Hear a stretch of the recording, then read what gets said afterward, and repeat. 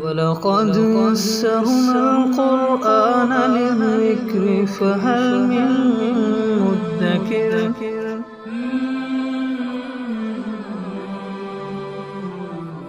سورۃ البقرہ آیت نمبر 58۔ اعوذ باللہ من الشیطان الرجیم، بسم اللہ الرحمن الرحیم۔ وَإِذْ قُلْنَا ادْخُلُوا هَٰذِهِ الْقَرْيَةَ فَكُلُوا مِنْهَا حَيْثُ شِئْتُمْ رَغَدًا وَادْخُلُوا الْبَابَ سُجَّدًا وَقُولُوا حِطَّةٌ نَغْفِرْ لَكُمْ خَطَايَاكُمْ وَسَنَزِيدُ الْمُحْسِنِينَ۔ بنی اسرائیل کے واقعات چل رہے تھے جب ان لوگوں کو کہا گیا کہ تم شام کی طرف جاؤ، وہاں جا کر جہاد کرو، لڑو اور عمالقہ قوم سے اپنے ملک کو واپس لو، تو انہوں نے بزدلی دکھائی اور لڑنے سے انکار کیا۔ تو سزا کے طور پر اللہ تعالیٰ نے میدان تیہ کے اندر ان کو بند کر دیا، قید کر دیا۔ اور من و سلویٰ یعنی میٹھی چیز درختوں پر لگتی تھی اور بٹیر آ جاتے تھے قریب میں اور وہ ان کو پکڑ کر پکا لیا کرتے تھے۔ یہ اللہ تعالیٰ کی طرف سے ان کو انعام، یعنی کہ اپنے اللہ نے ایک فضل فرمایا اپنا۔ اور بادل سایہ کرتے تھے، کپڑوں کے اندر کوئی مسائل نہیں رہے تھے، تو یہ ان کا ایک سسٹم چل رہا تھا۔ لیکن انسان ناشکرا، تو وہ کہنے لگے کہ جی ایک ہی کھانے کو کھا کھا کر ہم تو تنگ آ گئے ہیں، تو ہمیں کوئی اور چیزیں بھی چاہیے کھانے کی، مثلاً لہسن چاہیے، پیاز چاہیے، دالیں چاہیے، جن کا تذکرہ آگے آ رہا ہے۔ تو جب انہوں نے یہ باتیں کیں تو اللہ تعالیٰ نے فرمایا کہ ٹھیک ہے، یہ قریب میں ایک بستی ہے، وہاں چلے جاؤ۔ بعض علماء فرماتے ہیں کہ اس بستی کا نام تھا اریحہ۔ تو ان کو پھر ایک اجازت مل گئی کہ تم یہ قریب بستی ہے، یہاں چلے جاؤ، لیکن وہاں جب جانا ہے تو تمہارے چہروں کے اوپر شرمندگی ہونی چاہیے، ندامت ہونی چاہیے، اور تم ندامت کے ساتھ وہاں داخل ہونا ہے، اور حطۃ کہتے ہوئے تم لوگوں نے داخل ہونا ہے، جو ان کی زبان کے مطابق جس کا معنی بنتا تھا کہ اللہ ہمارے گناہوں کو معاف فرما دے۔ حطۃ، کیونکہ نافرمانی کی تھی اور یہ سزا چل رہی تھی۔ لیکن شرارتی قوم تھی، انہوں نے پھر اس کو بھی مذاق بنایا، جس کا تذکرہ آ جائے گا۔ تو بہرحال فرمایا وَإِذْ قُلْنَا، یاد کرو جب ہم نے کہا ادخلوا هذه القرية، داخل ہو جاؤ اس بستی میں، فَكُلُوا مِنْهَا، یہاں سے کھاؤ، حَيْثُ شِئْتُمْ، جہاں سے تم چاہو، رغداً، تسلی کے ساتھ یا پیٹ بھر کر، اس بستی میں جاؤ، کھاؤ کماؤ جیسے بقیہ کر رہے ہیں۔ وَادْخُلُوا الْبَابَ سُجَّدًا، اور دروازے سے داخل ہونا ہے جھکتے ہوئے، عاجزی کے ساتھ، ندامت کے ساتھ، شرمندگی کے ساتھ۔ وَقُولُوا حِطَّةٌ، اور زبان پر تمہارے الفاظ ہوں حِطَّةٌ، اے اللہ ہمیں معاف فرما دے، ہمیں بخش دے، تو نغفر لکم خطایاکم، تو ہم تمہارے گناہوں کو معاف فرما دیں گے، اور وسنزید المحسنین، نیکی کرنے والوں کو ہم مزید بھی دیں گے، جو مزید بھی نیکوکار بنیں گے ہم ان کو مزید اپنے انعامات دیں گے۔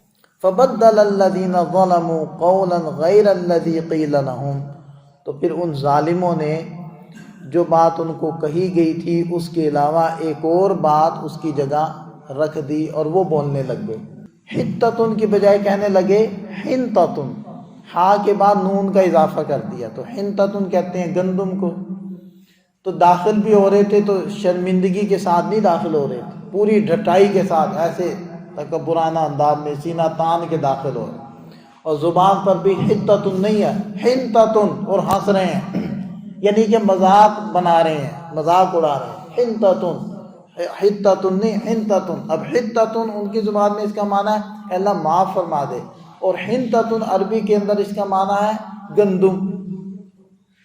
تو یہ انہوں نے کیا۔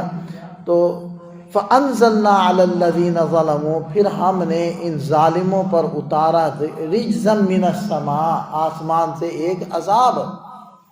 اور وہ عذاب کیا تھا کہ طاعون آیا اور ایک ہی دن میں 70,000 مر گئے۔ جب قومیں نافرمان ہوتی ہیں نا تو پھر ایسے اللہ تعالیٰ کی پکڑ آتی ہے۔ اب آپ اس تناظر میں دیکھیں کہ اس وقت جو حالات چل رہے ہیں مسلمانوں کے عالم اسلام کی ان کی صورتحال کیا ہے. یعنی کھلے گناہوں میں مسلمان بھی اسی طرح پڑے ہوئے ہیں جیسے کہ کسی زمانے میں یہ قومیں ان گناہوں میں مبتلا تھی. اب دیکھیں گے سود، جوا، قمار، ان کی حرمت قرآن سے ثابت ہے، یعنی کہ واضح ہے، اعلان جنگ. کوئی گناہ ایسا نہیں ہے کہ جس کے بارے میں یہ فرمایا ہو کہ اللہ اس کا رسول کا اعلان جنگ ہے. تو سود، اس کے بارے میں اعلان جنگ کہا گیا. اس وقت پورا عالم اسلام وہ سود میں ڈوبا ہوا ہے. ورلڈ بینک، IMF، ٹھیک ہے جی، فیڈرل ریزرو بینک، اس کے تحت ہے سارے. امریکہ کا جو بینک ہے فیڈرل ریزرو، اسی کے ماتحت ہے ورلڈ بینک، اسی کے ماتحت ہے IMF. اور وہ سودی قرضے دیتے ہیں، اور ہمارے اسلامی ممالک تقریباً سارے ہی سودی قرضوں کے اندر دبے. سود لیا ہے اور سود دے رہے ہیں. اس کے بعد پھر یہ جو اسٹیٹ بینک ہے وہ بھی آگے جو معاملات کرتا ہے بینکوں کے ساتھ، وہ بھی سارے سودی معاملات کرتا ہے.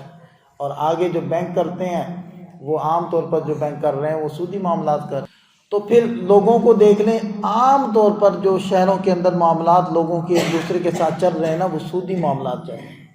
سونے کے اندر خریدنا بیچنا دیکھ لیں. یہ میں چند ایک ویسے سطحی سی 2-4 باتیں بتانے لگا ہوں، اگر آپ تفصیل میں جائیں گے تو آپ حیران ہو جائیں گے. پھر آپ کو یہ نہیں پریشانی ہوگی کہ یہ حالات کیوں نہیں ٹھیک ہو رہے. تقریباً آپ صرافہ بازار میں چلے جائیں، سارے سنارے سودی کام کر رہے ہیں اور ان کو پتہ بھی نہیں ہے. یہ نہیں ہے کہ وہ جان بوجھ کر. بعض مسائل ایسے ہیں کہ ان کو نہ پوچھنے کی وجہ سے، آگہی نہ لینے کی وجہ سے وہ گناہ میں مبتلا ہے. مثلا میں صرف ایک مسئلہ ذکر کر دیتا ہوں. سناروں کے اندر رواج یہ ہوتا ہے کہ پرانا سونا دینا ہے، نیا لینا ہے. وہ روپوں سے نہیں آپس میں خرید و فروخت کرتے، یہ ان کا رواج ہے. اور ظاہر بات ہے جب پرانا سونا دیں گے تو اس میں سے میل بھی نکلنی ہے، اس میں کوئی ٹوٹ پھوٹ بھی ہونی ہے. تو اور نیا جو سونا ہے تو وہ نیا بھی ہے، اس کے اوپر ڈھلائی کے بھی اخراجات ہیں، اس کی پالش وغیرہ کے بھی اخراجات ہیں، تو وہ زیادہ قیمت کا ہے. اور جو پرانا سونا وہ دے رہے ہیں وہ کم قیمت کا ہے. تو یہ کرتے کیا ہے کہ پرانا سونا زیادہ وزن کا خریدتے ہیں اور نیا سونا کم وزن کا بیچتے ہیں. اور سونا اور چاندی اور جتنی بھی اجناس ہوتی ہیں جو تولی یا پیمائش کر کے دی جاتی ہیں، ان کے بارے میں اللہ کے نبی صلی اللہ علیہ وسلم کا ارشاد ہے کہ 2 باتوں کا خیال رکھنا، یدن بیدن مثلاً بمثل، کہ برابر دینا ہے وزن میں اور نقد و نقد لینا دینا ہے. تو یہ برابر نہیں لیتے. ان کو بتایا یہ جاتا ہے کہ بھئی تم 2 ڈیلیں کر لو، مطلب ان سے پرانا سونا خرید لو، پھر ان کو نیا سونا بیچ دو. 2 الگ الگ معاملے کر لو تو تم بچ جاؤ گے. وہ کہتے ہیں نہیں جی یہ بڑا مشکل ہے، تو بس ہمارے ہاں رواج یہی ہے. تو خلاصہ یہ نکلا کہ سارے صرافہ بازار والے الا ماشاء اللہ وہ سود میں پڑے ہیں. اور اسی طرح سے جو لوگ آپس میں قرض لے دے رہے ہیں وہ کہتے ہیں جی ہمیں کیا دو گے. وہ جی ہیلے کرتے ہیں، وہ مکان دی میرا رہن پر رکھ لیو، اور وہ اس مکان کا کرایہ لینے لگ جاتے ہیں. حالانکہ رہن کے بھی بڑے پیچیدہ مسائل ہیں. رہن کی چیز سے آپ نفع نہیں اٹھا سکتے. مرتہن رہن سے نفع نہیں اٹھا سکتا، وہ سود ہوتا ہے. تو وہ کتنی صورتیں ہیں، سب سودی چل رہی ہیں اور لوگوں کو اس چیز کی کوئی پرواہ نہیں ہے اور جان بوجھ کے پوچھتے ہی نہیں ہیں. اگر کوئی کہہ دے کہ یار پوچھ لو یا تو چھوڑو، مولویوں نے اپنے مسئلے بنائے ہوئے ہیں، یہ کہہ کے اپنے آپ کو تسلی دے لیتے ہیں یا اگلے کو چپ کروا لیتے ہیں. لیکن کیا وہ حرام حلال ہو جائے گا؟ ڈرتے ہوئے نہیں پوچھتے کہ اگر پوچھا تو حرام ہوگا اور پھر چھوڑنا پڑے گا، لہٰذا پوچھو ہی نہ. اب دیکھ لو لوگ جو مسائل پوچھتے ہیں، نماز کے پوچھتے ہیں، زکوٰۃ کے پوچھتے ہیں یا طلاق کے پوچھتے ہیں. کاروبار کے مسائل لوگ نہیں پوچھتے کیونکہ پتہ ہے کہ پوچھیں گے ہم نے تو سارا کچھ ہی غلط کیا ہوا ہے، نتیجہ کیا نکلنا ہے کہ چھوڑو اور ہم نے کرنا ہے، تو لہذا نہ پوچھو. تو جب پوری قوم اعلان جنگ کر رہی ہے تو فرشتے اتریں گے مدد کے لیے، اللہ تعالیٰ کی رحمتیں نازل ہوگی. یہی کچھ ہوگا جو ہو رہا ہے. اس لیے یہ جو بار بار کہتے ہیں نا اجتماعی توبہ اجتماعی توبہ اجتماعی، اس کا یہ مطلب جب تک قوم نہیں بدلے گی حالت نہیں بدلے گی. ان اللہ لا یغیر ما بقوم حتی یغیروا ما بانفسہم. اپنے آپ کو جب تک نہیں بدلیں گے اللہ کے فیصلے نہیں بدلیں گے. بلکہ یہ پابند کرنا اللہ یہ کر دے تو ہم یہ کریں گے، اللہ تعالیٰ کہتے ہیں تم کون ہوتے ہو شرطیں لگانے والے کہ اللہ یہ کرے گا تو ہم یہ کریں گے، تم یہ کرو پھر میں ایسے کروں، تم بدلو گے تو میرے فیصلے بدلیں گے، ورنہ اسی طرح چلے گا۔ باقی اب وہ ایک پوری تاریخ ہے کہ یہ سسٹم بنے کیسے اور دولت اس شکل میں کیسے آئی۔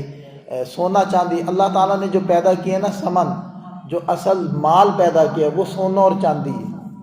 بقیہ وہ سونا چاندی سے پیپر کرنسی سے پھر پلاسٹک کرنسی، پھر پلاسٹک کرنسی سے اب ڈیجیٹل کرنسی کی طرف لے کر آ چکے ہیں۔ یہ کیا چکر چل رہا ہے، یہ پوری ایک تاریخ ہے۔ تو بہرحال اللہ تعالیٰ کی طرف سے عذاب آیا، بما کانوا یفسقون، کیوں؟ وہ نافرمانی کر رہے تھے۔ تو دیکھیں یہ نہیں ہے کہ کوئی رشتہ داری کا مسئلہ ہے، اللہ تعالیٰ کی کسی سے کوئی رشتہ داری نہیں ہے، سب اللہ کے بندے ہیں۔ تو دیکھیں کہ فسق کریں گے تو عذاب آئے گا۔ یہ ہو سکتا ہے کیفیت میں فرق کہ ان کے اوپر اجتماعی آیا، ہم پر اجتماعی نہیں آئے گا، لیکن فسق کریں گے تو عذاب آئے گا۔ یہ اللہ تعالیٰ کے قوانین ہیں جو اٹل ہیں اور اللہ کے فیصلے بدلتے نہیں ہیں۔ اللہ تعالیٰ ہمیں سمجھ عطا فرمائے، عمل کی توفیق عطا فرمائے۔